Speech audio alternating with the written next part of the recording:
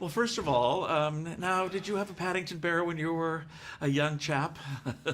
I didn't. No, I didn't have the bear, but I was. My mother did read me the stories to get me to sleep, and now I can't sleep to this day without a Paddington story. Someone has to read me one. Well, we'll have to work on that. We'll have to work on that and get someone there to read for you to help you sleep. Warners have fixed it while I'm here. It's very nice. That's terrific. Yeah. Well, this movie was absolutely so charming. I mean, from the pop-up book to all the different aspects of it. But, what in your mind, why this is an incredible, legacy, this bear, why do you think Paddington has resonated so much with so many generations? Well, I do think it's something to do with him being a fish out of water. He's a bear from Peru who winds up in a strange city, London. And I think it's always been easy for people to identify with being the stranger in town. And it's in Dickens, it's in Don Quixote, it's classic, really. And how will they do? And are people going to be... It's a great litmus test of, are people basically nice and friendly and welcoming, or are they out for themselves? And you could get pompous and say we live in a world where that debate has never been more pertinent, really.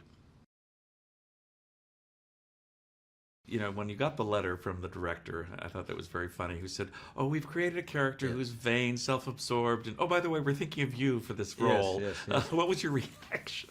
Well, the awful truth is, it's not the first time it's happened to me.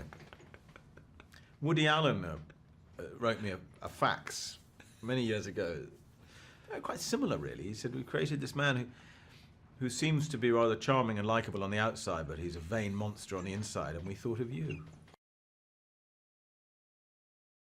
Of all those fun costumes you got to wear, were there one or two that were favorites of yours in this? You got to wear some amazing costumes.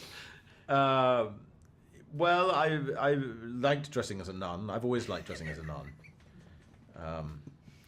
If I see nuns in the street, I whip their habits off. That's something I've absolutely stopped for 2018. So, but I love being the nun, and I love being the doggy. The song and dance number, I understand, was the first thing you did. The thing I'm telling everybody they have to wait and see the credits, because that's a great number. And I understand that was the first thing you filmed. That's right. There's a big song and dance number in the credits, and so it's very important. People who go to see this film don't leave the theatre until the credits have got halfway through, because I put a lot of effort into it, and it's quite a big number. And yes, it was the first thing, as chance would have it. You always films out of sequence. First thing I shot, and that was probably the most terrifying first day on a film I've ever had, because I'm not a natural song and dance man.